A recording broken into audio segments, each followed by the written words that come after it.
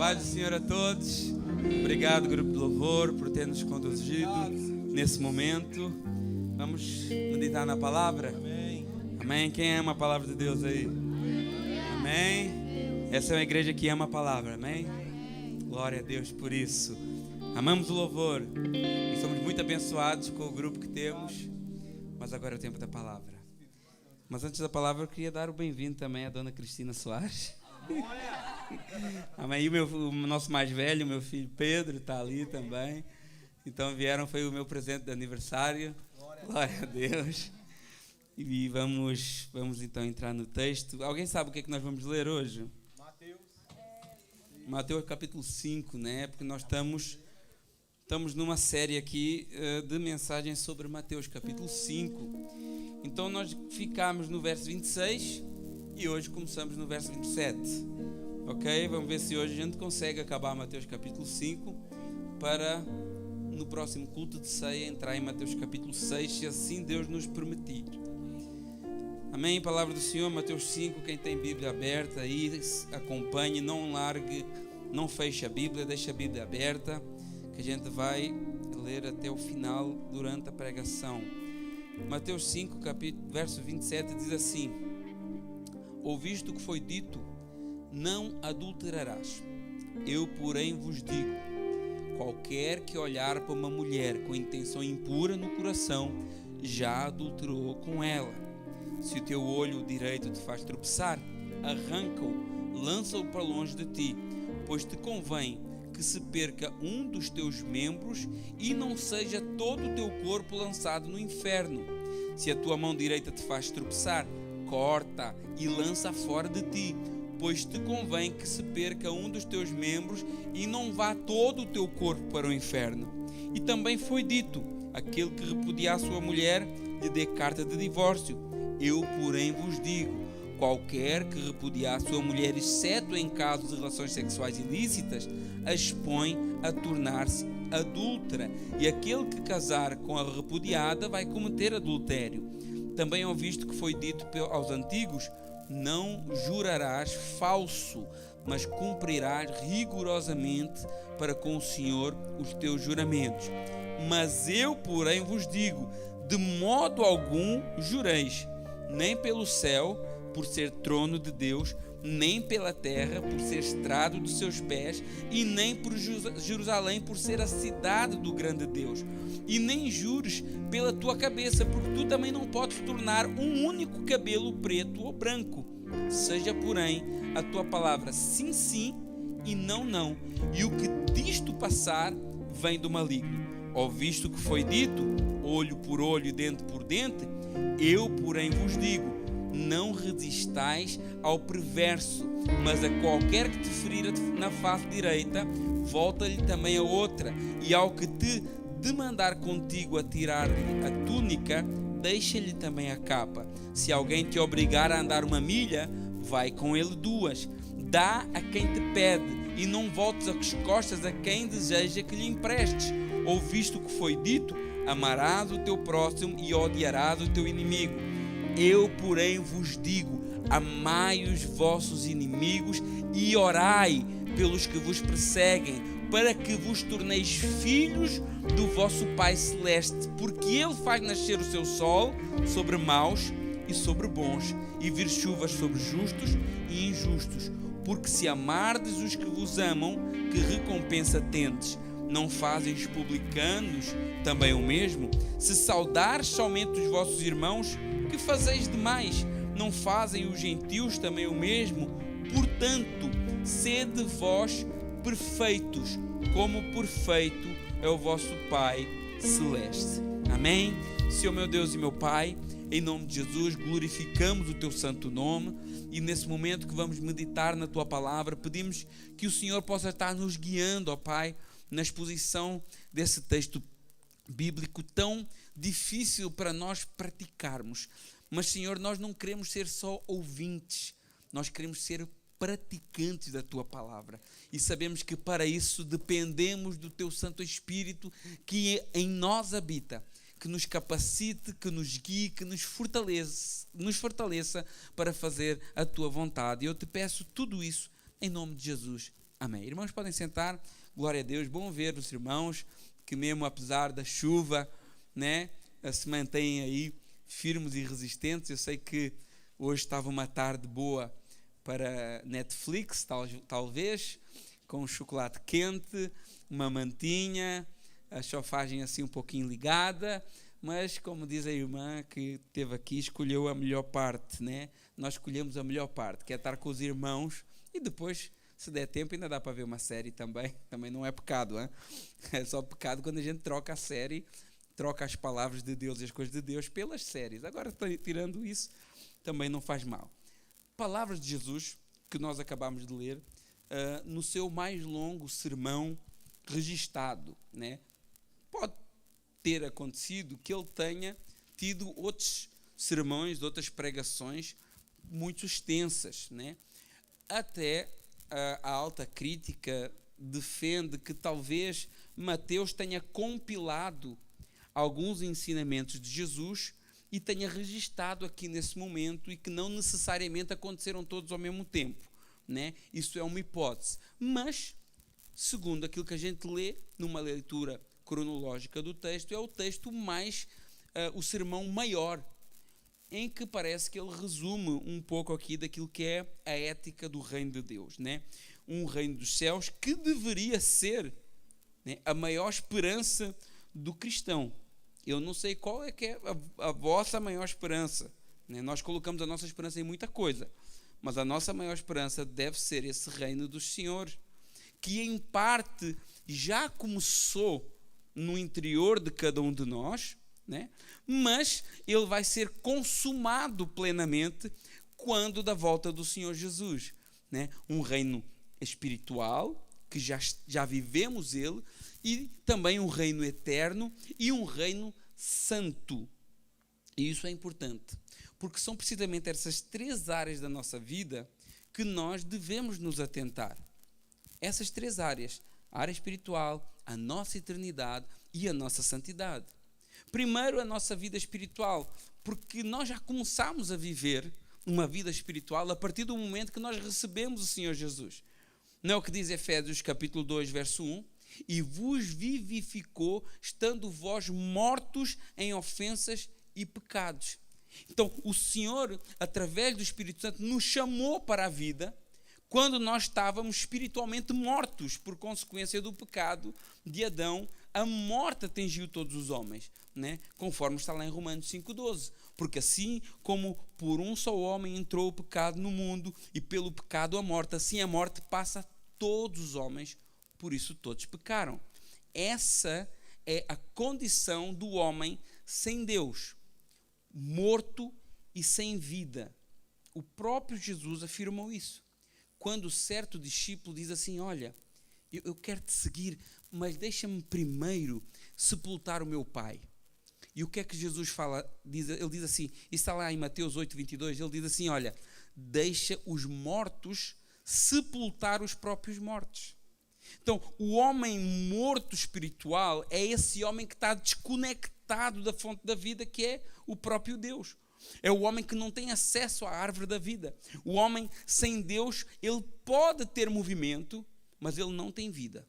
Ele pode respirar, ele pode até produzir, ele pode até sonhar, ele pode até enriquecer e pode até construir uma família, mas ele continua morto por dentro. Porque a vida verdadeira não é apenas atividade biológica. A vida verdadeira é comunhão com Deus. E o nosso pecado nos priva dessa comunhão. Com o pecado, Deus barrou o acesso à árvore da vida. Deus barrou o acesso à fonte da vida. Um pecado faz separação entre Deus e o homem. E por isso que muitos andam aí somente existindo. E quantas vezes, talvez você mesmo não disse no passado, ou talvez ainda diz, eu não tenho vida. Anda sem vida, sem esperança, sem ânimo, sem força, sem caminho. Mortos espirituais, separados da fonte da vida. E por isso Jesus ele diz, olha, eu sou o caminho, eu sou a verdade, eu sou a vida. Aquele caminho que estava fechado lá no Éden, Jesus veio e se fez ele mesmo o caminho para a vida eterna. E por isso ele diz, olha, eu vim para que tenham vida e vida com abundância. Irmãos, Jesus tem vida e abundância para nós. Só que essa vida abundância, ela é mais uma realidade espiritual, por vezes, do que uma questão física. E assim como você trata do seu corpo físico, alimentando, cuidando dele, a sua vida espiritual, ela deve também ser cuidada. Essa vida abundante é uma realidade que transcende o plano físico. Essa vida abundante vai além daquilo que você toca, daquilo que você vê, daquilo que você cheira, daquilo que você sente o sabor. Essa vida abundante e transbordante vai além das circunstâncias em que você está vivendo. Essa vida abundante vai para além dos sentimentos que você tem. Essa vida abundante é algo que ninguém, às vezes, à sua volta vai entender. Mas lá dentro, no seu íntimo, existe algo que o conecta profundamente com Deus. Algo interno, algo íntimo. Algo que às vezes você não consegue explicar, mas quando você vive essa experiência de sentir a presença de Deus, você entende o que é verdadeiramente viver abundantemente. E como fruto dessa conexão sobrenatural, porque nós estamos a falar de coisas sobrenaturais, que o homem natural não consegue viver. Como fruto dessa conexão sobrenatural, existem muitas coisas que no seu tempo do morto eram importantes e que hoje são dispensáveis. Havia muitas coisas que você antes ambicionava mais do que tudo, mas quando Jesus vem, ele preenche e aquelas coisas perdem o sentido. Você começa a transferir as suas prioridades para a pessoa de Jesus, onde você tem essa vida, onde você tem essa eternidade, onde você tem essa segurança. Agora tudo é Jesus. Quando o Espírito Santo te pega, quando Ele faz morada em ti, quando Ele te ressuscita dos mortos, agora tudo é Jesus, agora tudo é oração, agora tudo é a palavra de Deus, agora existe um rio de água viva que flui na sua vida. Aleluia! E que controla toda a sua existência. Agora você tem um Senhor que dirige cada pensamento seu. E essa é a marca de quem se rendeu à maravilhosa graça de Deus. Quem vive para Deus, quem vive alcançado por essa graça, vive já um reino espiritual no seu interior, um reino eterno, um reino onde estaremos eternamente na presença do Senhor, mas que podemos já desfrutar de momentos desse reino, de gozo eterno, podemos já desfrutar de momentos de alegria, podemos já desfrutar de momentos de glória. Por isso, meus irmãos, não troque esse reino por nada. Está difícil, como o nosso irmão Aguinaldo falou aqui, está difícil, tem perseguições, tem chatices, tem coisas que nos oprimem, mas o Senhor é fiel e Ele cumprirá. Hebreus capítulo 10, verso 37, nós lemos na segunda-feira, porque ainda dentro de pouco tempo, aquele que vem virá e não tardará. Também Hebreus diz, guardemos firme a confissão da esperança, sem vacilar, porque fiel é aquele que prometeu. Deus é fiel, meus irmãos. Deus é fiel e a promessa dele não se evidencia ou não se torna mais real se a sua vida for boa ou se a sua vida for menos boa.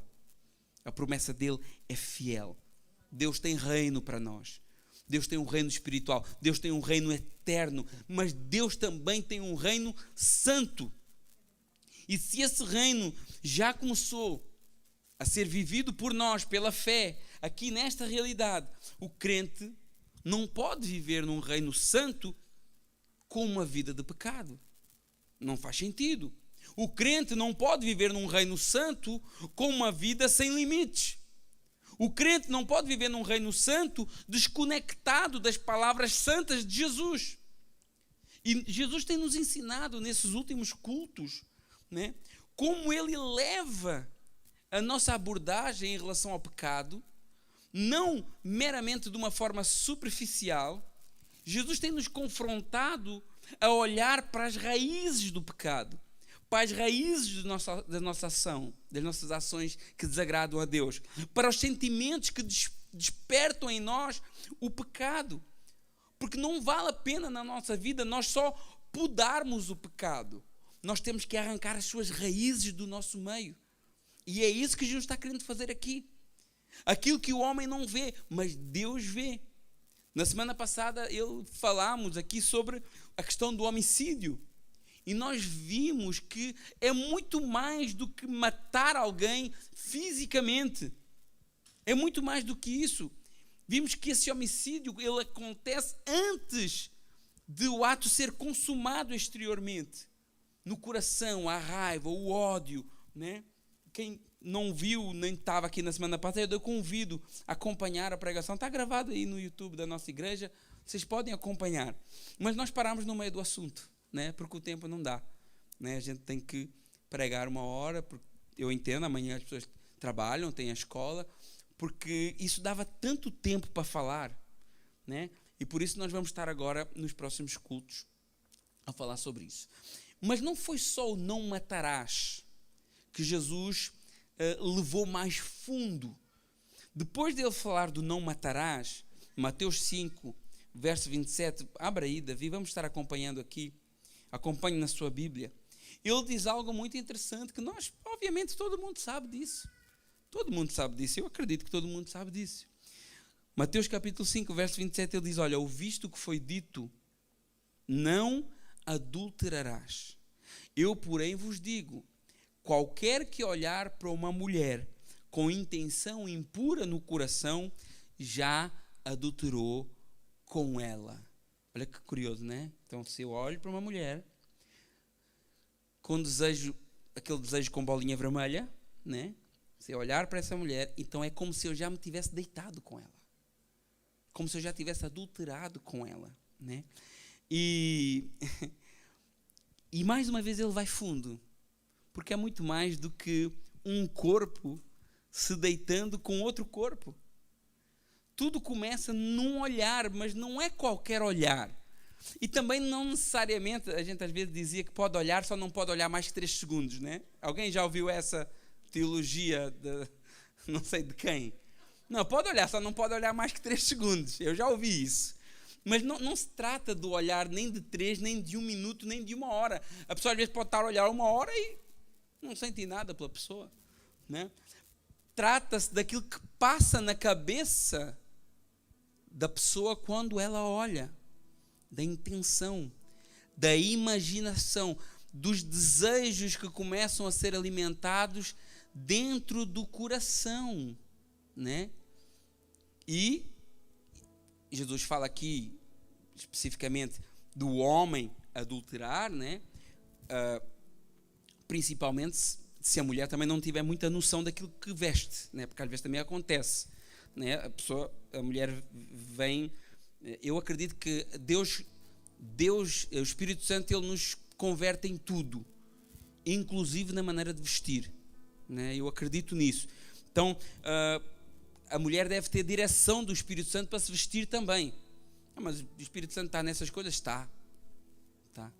Porque às vezes a pessoa adultera, mas a mulher também tem um empurrãozinho. Eu não estou a falar aqui em estupro, nada dessas coisas, senão depois vira uma confusão. Não é isso.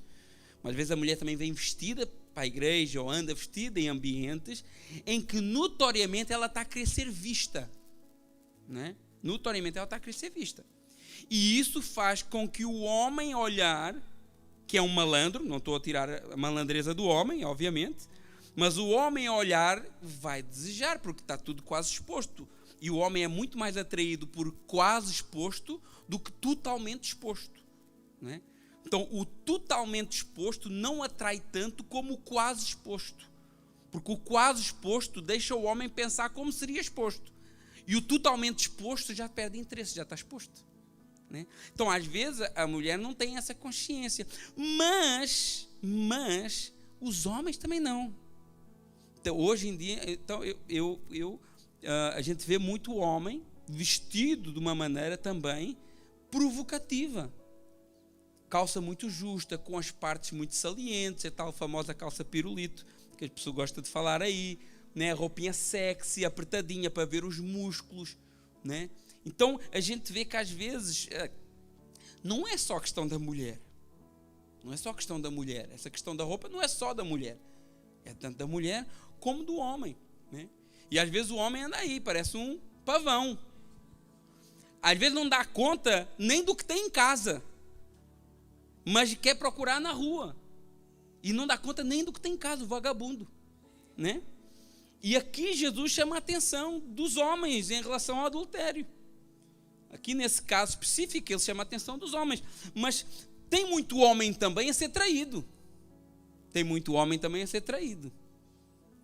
Então, não podemos também puxar esse problema só para um lado. Tem homem a ser traído, tem mulher a ser traída. Tem mulher a apanhar, tem homem a apanhar também. A gente não pode defender um e esquecer o outro, né? Então isso é uma coisa que tem que ser dita. E essa palavra de Jesus serve tanto para homens como para mulheres. E Jesus está mostrando aqui que existe um adultério que é invisível aos homens, mas é visível diante de Deus. Porque alguém pode aparentar uma fidelidade, mas possuir uma mente adúltera e depravada. Alguém pode fazer isso, né? E mais uma vez Cristo vem destruindo toda essa ilusão de religiosidade superficial. Lembrando que a proposta de Jesus, coloca lá o verso 20, David, de Mateus capítulo 5. Qual é que é a proposta de Jesus? A proposta de Jesus é nos ensinar a ter um senso de justiça superior a quem? Aos escribas e fariseus, né? Olha o que é que diz lá. Porque eu afirmo, se a justiça de vocês não excederem muito a dos escribas e fariseus, jamais entrarão no reino dos céus. Né? Por quê? Porque os escribas e fariseus tinham essa questão da aparência de espiritualidade, aparência de santidade, aparência de fidelidade. É como eu estou aqui e falei, a minha Cristina chegou, mas depois lá atrás era um safado. E todo mundo acha bonitinho. O culto passado o pastor chorou. Tá aqui. Mas depois, quando a Cristina vira as costas, o António está lá, prostituindo, adulterando. E é isso que Jesus está combatendo. Não é onde as pessoas veem. O que Jesus está combatendo é onde ninguém vê e onde Deus está vendo. É aquela história, né? Não olhe para o lado, olha para cima. Você está olhando para o lado, já está uma nota aqui, dando bobeira aqui na casa da patroa. Eu vou pegar essa nota aqui, ninguém está vendo, mas Deus está vendo. O Senhor está vendo. Quem diz uma nota é um rolo de papel higiênico, um produto, gasolina no depô, seja aquilo que for. Ninguém está vendo, Deus está vendo. E Jesus quer trabalhar nisso aí, na raiz, no profundo, né? E eu vou mais longe, porque esse pensamento aqui de Jesus do adultério, e a palavra de Deus me permite isso, porque o próprio Deus fala em adultério não só na questão marido e mulher, mas na questão espiritual também. Deus compara a nossa relação com Ele com a relação de um marido com uma mulher, né? Porque é muito fácil para nós, isso é uma coisa que a gente vê tanto, tipo, o povo da mídia está aí, às vezes faz aquelas perguntas difíceis de responder, e chega aí, o que é Jesus para ti? E o que é que a gente responde? Jesus é o meu Senhor. Não, Jesus é o meu Salvador. Aí quando a pessoa não sabe o que é que há a dizer, diz, Jesus é o meu tudo, né? Porque na realidade, normalmente quem diz Jesus é o meu tudo é porque não é nada. É só porque já nem sabe o que é Jesus para ela. Então, é meu tudo, está valendo, todas as respostas são certas, né? Então, isso é muito comum. É muito comum a pessoa dizer isso, né? Numa célula, quando a gente faz uma dinâmica, o que é Jesus? É tudo, né? Mas dentro do coração, ele flerta com o mundo. Dentro do coração, ele flerta com outros deuses. Ele levanta outros deuses secretamente, não em altares visíveis, mas nos altares do seu próprio coração. Porque o crente é assim, Jesus é tudo para mim, mas às vezes não aceita ser corrigido. Por quê? Porque o seu ego se tornou o seu Deus. O crente diz, Jesus é tudo para mim, mas vive em função da aprovação dos outros e daquilo que os outros vão pensar. Por quê? Porque a opinião dos outros se tornou o seu Deus. Jesus é tudo para mim, mas não abandona relacionamentos pecaminosos porque os seus sentimentos emocionais e eróticos se transformaram no seu Deus. Jesus é tudo para mim, mas o entretenimento ocupa mais tempo do que a oração, do que a palavra, do que a comunhão com Deus. Jesus é tudo para mim, mas quando a verdade o confronta, a pessoa prefere adaptar o evangelho àquilo que ela gosta mais. Jesus é tudo para mim, mas o coração ainda sonha mais com sucesso, com status, com conforto, do que com santidade.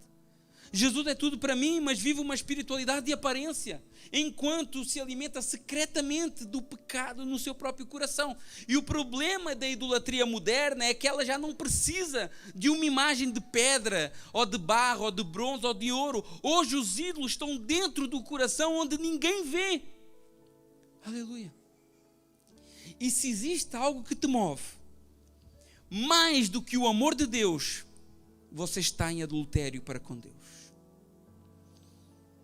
E você e eu temos que arrancar esses altares do nosso coração. Você e eu temos que sondar o nosso coração. Como Davi fala, olha, Deus, sonda o meu coração, vê se há em mim algum caminho mau e tira, e me ajuda, e arranca isso de mim. Você sozinho não consegue, mas o Espírito Santo te capacita a fazer isso. E Jesus continua e diz algo que parece extremo. Verso 29, Mateus capítulo 5. Ele disse, olha, se o teu olho te faz pecar, se o teu olho direito te faz tropeçar, arranca-o e lança fora de ti, pois te convém que se perca um dos teus membros e não seja todo o corpo lançado no inferno. Se a tua mão direita te faz tropeçar, corta-a e lança para longe de ti, pois te convém que se perca um dos teus membros e não vá todo o teu corpo ao inferno. Jesus está dando exemplos radicais aqui. Pensa, cortar a mão. Cortar a mão, arrancar um olho, são exemplos radicais. Por quê? Porque Ele quer nos ensinar que o pecado deve ser tratado com radicalidade.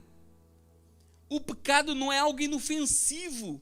O pecado não é algo para ser alimentado, tolerado ou negociado. E Jesus mostra que qualquer coisa que esteja conduzindo a nossa vida ao pecado deve ser removida imediatamente, de uma maneira radical. Ele nos chama a renunciar. Ele nos chama a sair das companhias más, dos lugares maus, das amizades que não prestam, dos hábitos que nos afastam dele, que são contrários à sua palavra. E Ele nos manda fazer isso de uma forma radical, não é com meias medidas. Olha, arranca o teu olho, arranca o teu braço, porque a minha presença em ti é mais valiosa do que tudo isso. Aleluia. O reino de Deus, meus irmãos, exige posicionamento radical contra tudo aquilo que destrói a nossa comunhão com Deus. É melhor perder algo temporário nesta vida do que permitir que o pecado domine completamente a sua alma. Amizades, relacionamentos, seja o que for que está a te prejudicar no teu relacionamento com Deus. Jovens na escola, amizades, relacionamentos que vocês têm, sentimentos amorosos, se isso te afasta de Deus, esquece, Deus tem muito melhor para vocês. Muito melhor. E a mesma coisa para nós adultos. Se existe um trabalho que te faz fazer coisas que desagradam a Deus, se existe um patrão que te faz fazer coisas que desagradam, se existe um pastor que te faz fazer coisas que desagradam a Deus, Pedro diz, olha, maior é obedecer a Deus do que aos homens. Aleluia. Não deixe a sua comunhão com Deus ser corrompida por coisas passageiras. Nós devemos ter muito cuidado. Olha o que é que o escritor aos Hebreus diz, Hebreus 10, 26, porque se vivemos deliberadamente em pecado, depois de termos recebido o conhecimento da verdade, já não resta sacrifício pelos pecados.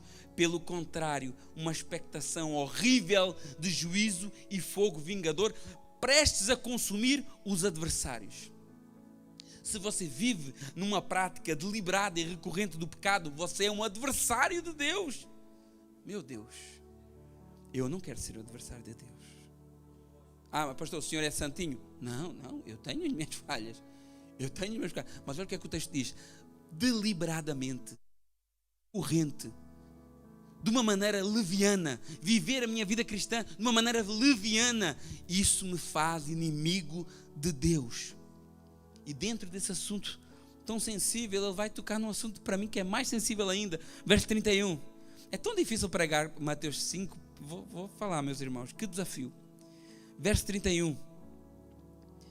Também foi dito, aquele que repudiar sua mulher, dê-lhe carta de divórcio. Eu, porém, vos digo, qualquer que repudiar sua mulher, exceto em caso de relações sexuais ilícitas, a expõe a tornar-se adúltera, e quem casar com a repudiada vai cometer adultério. Jesus ele vai pegar aqui no exemplo do adultério e diz algo que confrontava muito a mentalidade machista daquela época, né? Onde a mulher era vista quase como algo descartável. Os irmãos sabem, os irmãos que conhecem Bíblia, sabem que quando se contava as populações, deixava-se as mulheres de fora e as crianças, né? Por exemplo, quando houve a multiplicação dos pães, né? Foi 5.000 homens mais as mulheres e crianças, né? Quando o povo saiu do Egito, 600.000 homens mais as mulheres e crianças. Então a gente vê que a mulher era uma pessoa que era um pouco rejeitada, e quando o homem repudiava ela ficava numa situação extremamente vulnerável, como um órfão quase, sem sustento, né?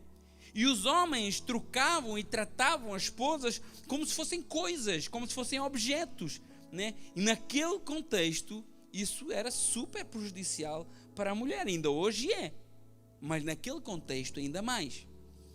E Jesus diz assim, olha, Moisés permitiu carta de divórcio, Moisés permitiu, mas isso não era o plano de Deus. O plano de Deus não era isso. Moisés permitiu porque o homem era duro. Moisés permitiu porque não queria que a mulher vivesse apanhando o marido. Moisés permitiu porque não queria que a mulher fosse humilhada. E Moisés permitiu isso. Mas a aliança do casamento não pode ser quebrada por capricho. Jesus está querendo voltar o povo para aquilo que era o compromisso do casamento.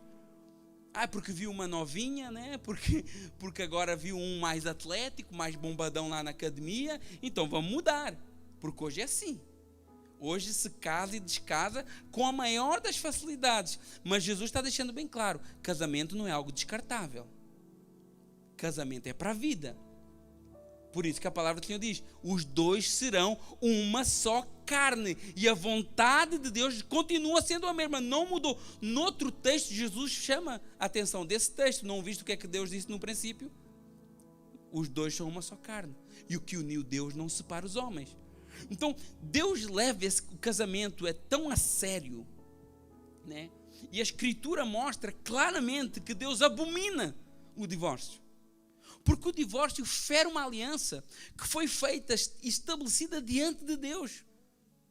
Malaquias capítulo 2, verso 16, o Senhor confronta os homens que estavam agindo dessa maneira. Com infidelidade, com violência com as suas esposas, com dureza no coração, com desprezo pela aliança do casamento. E o que é que ele diz? Deus demonstra que tudo aquilo, primeiro ele diz assim, olha, eu abomino isso. Primeiro ponto. E depois ele demonstra que tudo aquilo era o fruto do seu afastamento, do afastamento do povo para com a vontade de Deus. Por isso que eu sempre digo, o casal que serve a Cristo juntos, que estão buscando juntos, que estão orando, que estão lendo a palavra, que estão partilhando da comunhão da igreja, que estão servindo a Deus, o casal que faz isso junto, Cristo vai ser a garantia do seu casamento.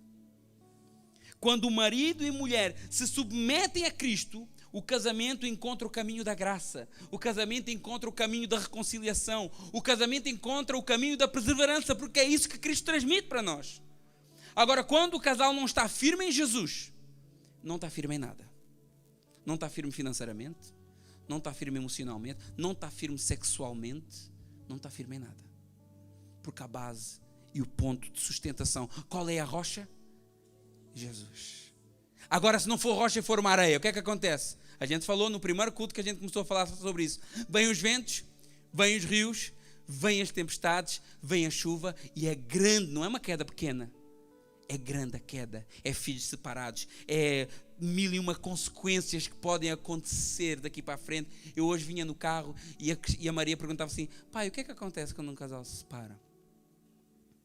E atenção que ela perguntou isso, não é porque a gente está numa situação longe disso, graças a Deus, mas ela fez essa pergunta.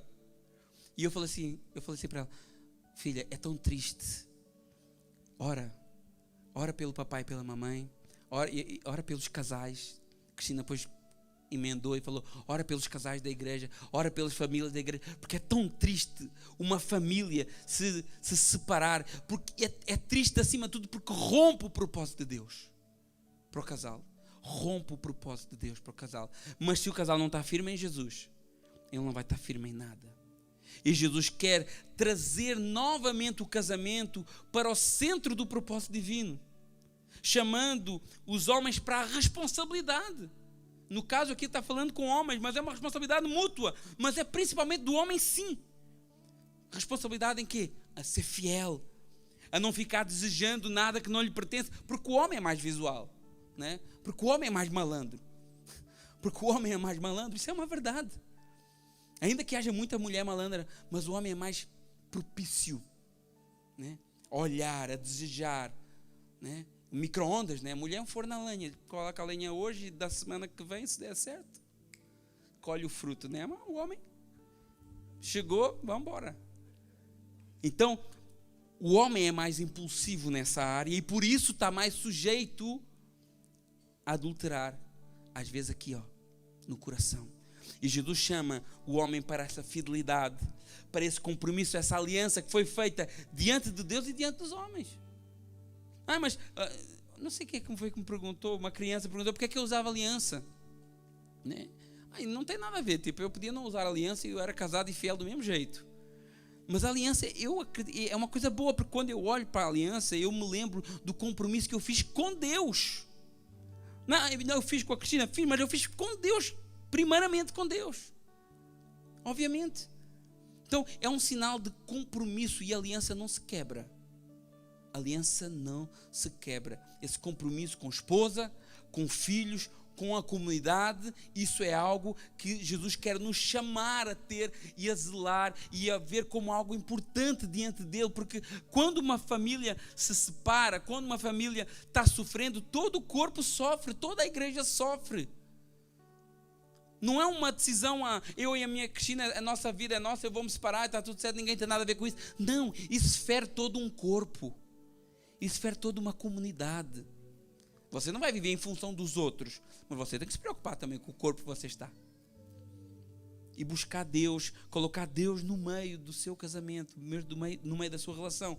E Jesus continua, agora vai mudar o tema, meu Deus, o tempo já foi. Mateus 5, verso 33, e ele diz, olha, também ouviste o que foi dito aos antigos, não jurarás, mas cumprirás rigorosamente para com Deus Senhor os teus juramentos. Eu, porém, vos digo, de modo algum jurareis, nem pelo céu, por ser o trono de Deus, nem pela terra, por ser o estrado dos seus pés, nem por Jerusalém, por ser a cidade do grande rei, nem juros por tua cabeça, porque não podes tornar um cabelo branco ou preto, seja a tua palavra sim, sim, e não, não, e o que passar disso, vem de providência maligna. Eu não sei se vocês já repararam a ler esse texto, é muito subtil, mas olha o que é interessante que Jesus está fazendo aqui, né? Cristo, primeiro que tudo, ele diz, olha, não jurem por nada, nem por isso, nem por aquilo, nem por aquilo. O que é que Jesus está fazendo aqui? Jesus está colocando o homem no seu lugar. Jesus está colocando o homem na sua posição de criatura e não de criador. Não sei se os irmãos já repararam nisso quando leem esse texto. Porque os homens juravam, e muitos ainda juram hoje, eu juro por Deus. Eu imagino Deus lá de cima, não tem nada a ver com isso. Eu vou comprar esse carro em nome de Jesus. Não, em nome de Jesus, meu nome já está sujo, quer sujar o meu? Então, os homens fazem isso. Eu juro por Deus, eu juro pelo meu filho. Coitado do filho. Deus tenha misericórdia. Eu juro pela minha mãe, eu juro pelo meu pai. Não. E Jesus está dizendo, quem és tu para jurar seja do que for? Né? É como Jesus está, a gente fala essas coisas, juro por Deus, juro por mim, juro pelos meus filhos, como se nós possuíssemos alguma autoridade sobre essas coisas. Mas Jesus desmonta completamente essa arrogância, porque isso é uma arrogância humana. E ele diz assim, olha, vocês não podem tornar um único fio de cabelo branco ou preto. Ou seja, o homem não possui soberania absoluta sobre nada, nem sobre si mesmo, porque tudo pertence a Deus. O céu é o seu trono, a terra é o estrado dos seus pés, Jerusalém é a sua cidade. Então Cristo começa confrontando o orgulho humano e ensinando que o cidadão do reino deve viver em humildade, reconhecendo toda a soberania de Deus e em verdade e integridade. Por isso que Jesus diz assim, olha, sim, sim, não, não. O cidadão do reino não precisa de sustentar a sua palavra com uma teatralidade religiosa. Não, eu faço, eu juro e vai fazer. Em nome... Não precisa disso. Tem os irmãos que é só jargão evangélico, né? Em nome de Jesus, está amarrado. Você não precisa dessas coisas. Você precisa ser certo, íntegro.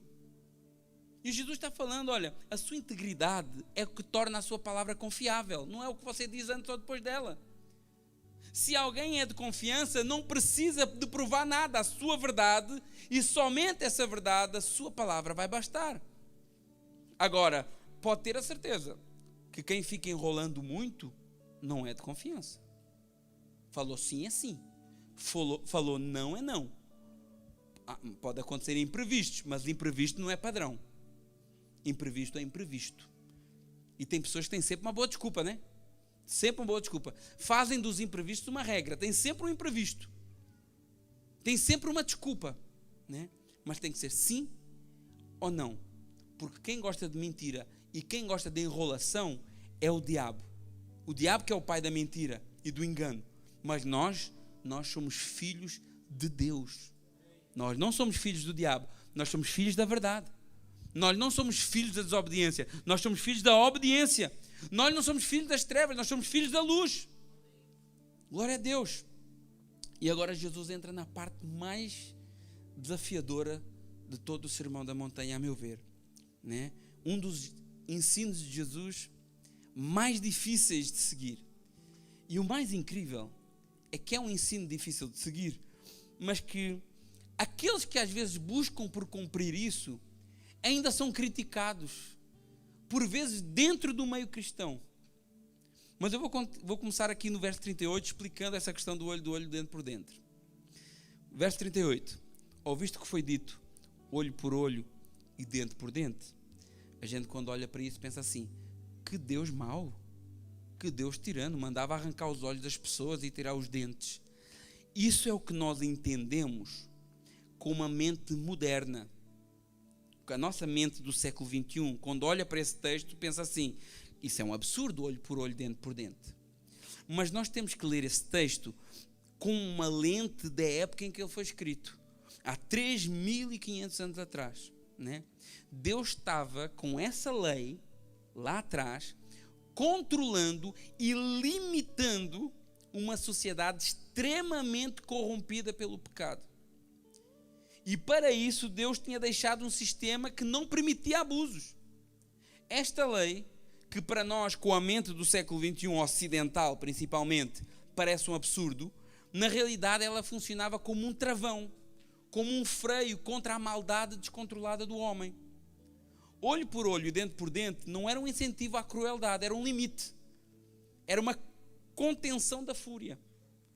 A justiça tinha que ser proporcional dentro de uma sociedade completamente marcada pelo pecado. A ideia não era incentivar uma violência descontrolada, antes pelo contrário. A ideia era impedir excessos, violência desproporcional, injustiça e punições abusivas. A punição devia ser proporcional ao erro que foi cometido. Porque o coração humano, quando ele é dominado pela ira e pela vingança, ele sempre quer ir mais além.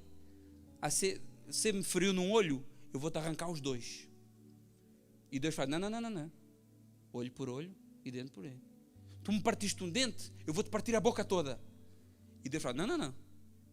Dente, olho por olho, dente por dente. Então essa lei que na nossa mentalidade de hoje parece assim uma coisa descabida, naquela altura era um freio para ser desproporcional a reação do próximo, né?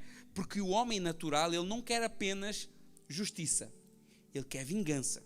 E por isso Deus estabelece limites. Então primeiro é importante definir que isto aqui eram limites que Deus estabeleceu para que a violência não fosse maior ainda. Agora Jesus, ele vai além da justiça. E ele começa novamente a confrontar o coração do homem. Verso 39. Então, lá atrás era olho por olho, né? Dente por dente. Então, olha, eu vos digo, não resistem ao perverso, mas qualquer que te ferir a face direita, volta-lhe também a outra. Então, Jesus quer levar os seus discípulos a ir além do direito legal, além dos direitos que ele tinha. É como se ele dissesse assim, olha, a lei permite uma justiça proporcional. Se ele te ferir um olho, você fere o olho. A lei permite isso. Mas a verdadeira transformação do reino vai além da reivindicação dos seus direitos. A lei permitia cobrar um olho a quem arrancou o olho. Mas Cristo mostra que o cidadão do reino não vive dominado pela necessidade de vingança ou retaliação. Agora existe um outro princípio que rege a nossa vida, que é o quê? O amor. Então Jesus está ensinando que existe uma dimensão espiritual onde o homem abre mão até dos seus próprios direitos pessoais. Para quê? Para não alimentar mais ódio, para não alimentar mais violência, mais orgulhos e ciclos intermináveis de vingança. E claro que isso não significa aceitar o mal como algo bom, mas o que Cristo está a fazer é confrontar o espírito vingativo do coração humano, porque o reino de Deus são pessoas que preferem às vezes sofrer injustiça do que se tornarem escravos da vingança e do ódio para com o próximo. Então, quando a gente entende a realidade da época e aquilo que Cristo quer fazer por nós, aquilo que Cristo quer que nós nos tornemos, né? Não há porque eu tenho direito, não porque Ele fez eu vou fazer. Cristo quer tirar esse espírito de nós. Porque Ele falou, porque Ele me injuriou, porque Ele me difamou, então eu tenho que fazer o mesmo por Ele e todo mundo tem que saber quem é Ele. Cristo quer tirar essa mentalidade nossa. É isso que Cristo quer fazer, por isso que é tão difícil. Porque nós queremos vingança. Nós queremos o olho por olho e dente por dente. Mas nós nem queremos isso. Nós queremos um olho que nos tiram e a gente quer tirar os dois olhos do outro, né? E Cristo, Deus colocou um travão lá atrás, lá em Êxodo, e Jesus agora coloca um ainda maior, né? E olha o que é que ele diz no verso 40: e ao que te demandar contigo a tirar-lhe a túnica, dá-lhe também a capa. Jesus continua tratando o mesmo problema, desse coração dominado pela necessidade de reivindicar, disputar e defender os seus próprios direitos a qualquer custo. A túnica era uma roupa comum, agora a capa tinha grande valor, né?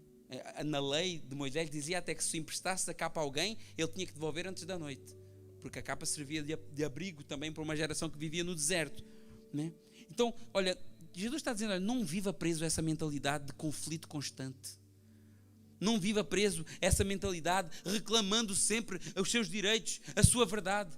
Isso é característica do homem carnal, que quer vencer as discussões, que quer mostrar que está certo, que quer exigir tudo aquilo que ele considera direito seu, que quer responder sempre da mesma medida. Mas o cidadão do reino, ele é diferente. Ele entende que a sua identidade não está nos bens que ele possui, seja uma capa, seja uma túnica, que a sua paz não está em vencer disputas, porque nós é assim, enquanto eu não for lá, eu não tenho paz, eu nem consigo dormir. Porque a nossa paz está nessas coisas. Vencer briguinhas.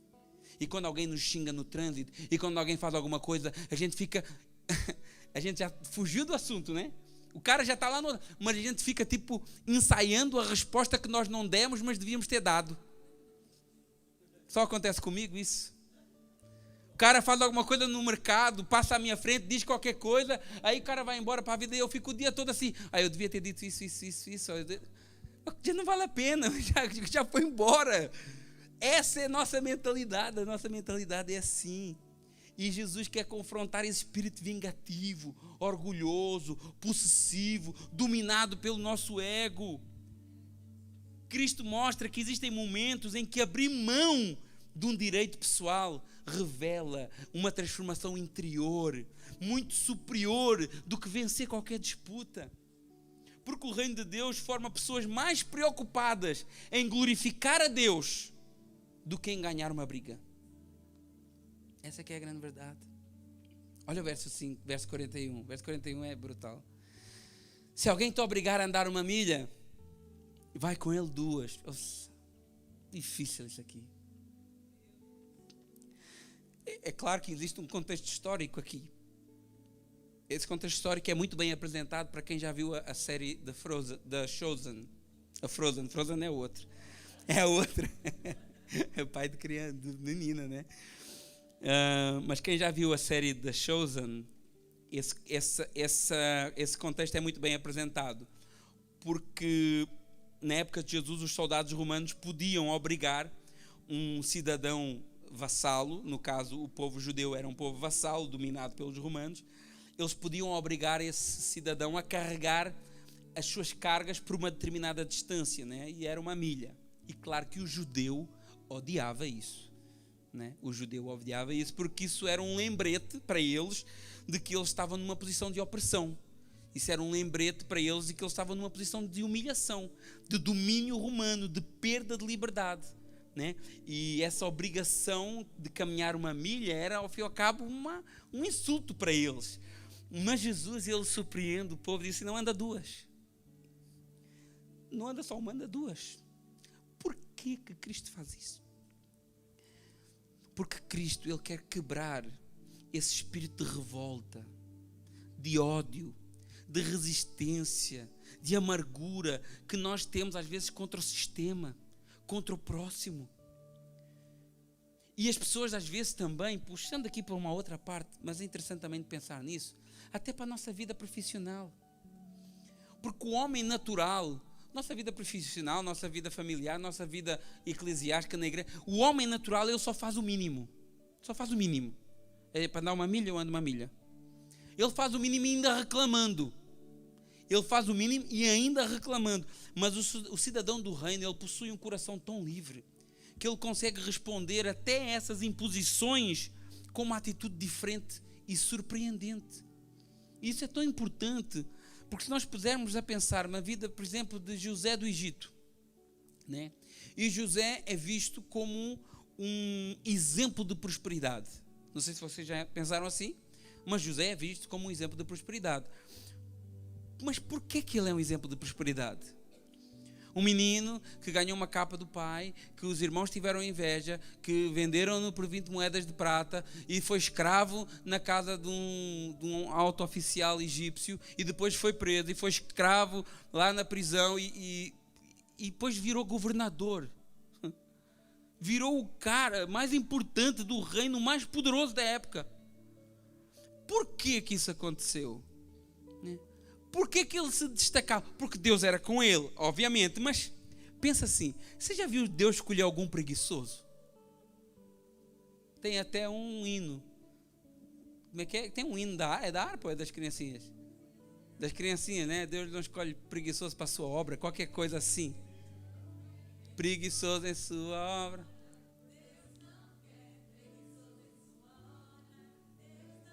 Tem mais? Vamos continuar. Conhece o resto? Deus quer a sua obra feita mesmo quando o tempo sobra. Agora, por que José, realmente, Deus era com ele, mas ele tinha uma característica, ele andava sempre mais uma milha. E por que eu digo isso? Na casa de Potifar, ele era um escravo. E ele se destaca como escravo muito jovem. Na prisão, ele era um prisioneiro. Mas ele se destacou no meio da injustiça. Será que ele se destacava fazendo o mínimo? Será? De jeito nenhum. De certeza que ele não se destacava fazendo o mínimo, né? Ele fazia sempre o que era de fazer e mais uma milha. Fazia sempre algo mais do que aquilo que ele tinha que fazer e por isso ele se destacava. Quer um outro exemplo? Um exemplo brutal. Rebeca, irmã de Labão, esposa de Isaac. Abraão pede ao seu servo Eliezer para ir buscar uma esposa para Isaac dentre a sua família. E o servo Eliezer diz assim, no seu íntimo para com Deus: olha, eu vou chegar lá e a mulher que me der água, mas não só der água, der aos meus camelos, essa vai ser a mulher do meu senhor. E Eliezer chega lá e diz assim: olha, dás-me água, primeira milha, dás-me água? E ela: sim, meu senhor. Pegou o cântaro, deu água para Eliezer. Aí o que é que ela faz? Sem ninguém dizer: olha, eu vou dar água para os teus camelos também. Andou a segunda milha. A primeira milha era dar água para o servo de Abraão. A segunda milha ninguém lhe pediu. Mas ela disse assim: olha, eu vou dar água para os seus camelos também. Olha o que é que isso... Qual foi a consequência disso? Rebeca se tornou em mãe de nações. Ela era estéril, Deus abre a sua madre, porque ela decidiu andar mais uma milha. Ela decidiu não andar no básico. Muitos não prosperam, e eu não falo obviamente só financeiramente, claro, porque só fazem o mínimo, só ficam na primeira milha, e pior, criticam quem anda na segunda. Eu lembro na altura quando eu cheguei aqui, E eu comecei a trabalhar no caminhão. E aquilo era um caminhão BN, e a gente fazia turnos, tipo, ir ao chantier e depois descarregar a terra, ir ao chantier, era só isso, fofinho. Só que era assim, se era para fazer 4 turnos, a gente só fazia fazer 4 turnos, mas às vezes dava para fazer até 6. Aí às vezes eu acelerava um pouquinho e os outros colegas, ei, calma aí, não, vai mais devagar, que é só 4, não sei. E se eu fizesse a mais que os meus colegas, quando eu chegasse ao depois, cara, então, mas você está estragando o nosso trabalho. É para andar calmo, vai devagar, são só 4, não? Se fizer 6, amanhã eles querem que você faça 7. Se fizer 7, amanhã eles querem que vocês façam 8. E se eu puder, eu faço. Por quê? Porque eu ando mais uma milha. Então, essa ideia do mais uma milha vai muito além do que aguentar aquele irmão chato, aquele irmão que nos aborrece, né? Jesus está trazendo aqui, claro, uma realidade da opressão romana, mas podemos também trazer isso para a nossa realidade, na nossa sujeição às autoridades que o Senhor colocou na nossa vida, e que Ele diz que a gente deve servir as autoridades como ao próprio Deus. Jesus está mostrando que o reino de Deus não é controlado pelos mínimos, mas sempre por fazer um pouquinho mais do que aquilo que nos é exigido.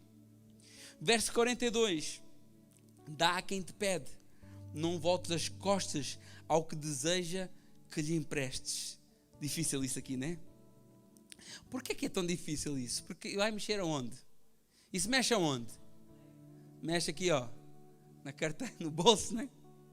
Dá a quem te pede, não vires as costas de quem está necessitado, porque Deus, o reino de Deus, Ele liberta o homem do egoísmo, da ganância, da dureza do coração, porque o homem natural, ele vive acumulando, ele vive fechando a mão, pensando só em si mesmo, ele vive dominado pelo medo de perder dinheiro. Mas o cidadão do reino não é assim. Ele entende que tudo aquilo que ele tem vem de Deus. Foi Ele que deu.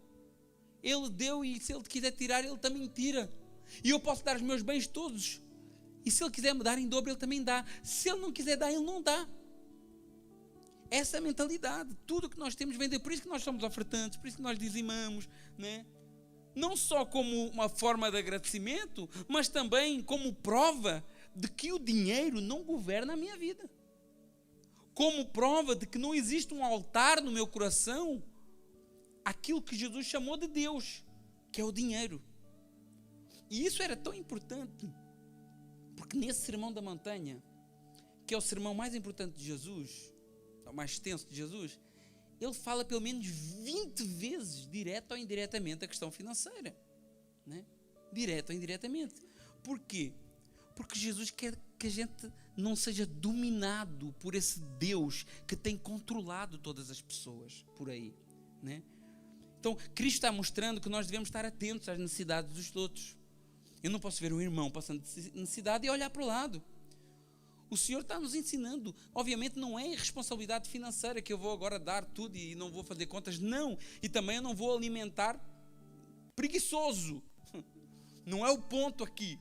O ponto é não ser avarento. É não ser egoísta. É não ser insensível em relação às dificuldades dos outros. É ter misericórdia. Porque o reino de Deus produz pessoas generosas, que ajudam, que compartilham, que socorrem, que têm compaixão. E mais uma vez Cristo está levando a questão ao interior. Porque alguém pode frequentar o templo, gostar da comunhão, gostar dos churrascos, gostar dos irmãos dos cultos, mas ter um coração completamente fechado para o próximo e para com a obra de Deus. E Cristo está nos levando ao fundo. Verso 43. Ouviste o que foi dito, amarás o teu próximo, odiarás o teu inimigo. Eu, porém, vos digo, amai os vossos inimigos. Como é difícil isso aqui. Orai pelos que vos perseguem, né? Agora até parece que já não é para orar mais, pelo que dizem por aí. Orai pelos que vos perseguem, amai os vossos inimigos, para que vos torneis filhos do vosso Pai Celeste, porque Ele faz nascer o sol sobre maus e bons e vir chuvas sobre justos e injustos. Esse é o ponto mais profundo e mais radical dessa sequência. E aqui Cristo está destruindo completamente a lógica humana do coração natural. Porque amar quem nos ama, coisa mais fácil que tem. Qualquer pessoa faz isso. O homem normal do mundo, ele ama quem o beneficia. Ele honra quem o honra. Ele ajuda quem o pode ajudar de volta. Ele trata bem quem lhe trata bem. Agora Jesus mostra que no reino de Deus funciona num outro nível. O cidadão do reino é guiado por amor puro, genuíno e sem interesse. Amar inimigos. Orar por quem nos quer mal. Por que isso? Por que é algo tão difícil? Já pensou? Por que é algo tão difícil? Para que Jesus deixa isso para nós? Não estava tão bem como estava? Para que Ele vem deixar essa bomba, né, para a nossa vida? Porque Jesus deseja que nós tenhamos o mesmo caráter que Ele tem. E Jesus amou os seus inimigos. Ele me amou até a mim, que era inimigo dele. Eu era inimigo de Jesus e Ele me amou. Ele orou por mim enquanto eu nem existia ainda. Ele me amou antes de eu tomar alguma atitude em relação a Deus. Ele já me amou. E Ele provou o seu amor para conosco. E assim como Ele é, nós devemos ser também. Mas existe sempre uma desculpa, não é? Mas Jesus era Jesus, né? Nós somos muito bons a inventar desculpas.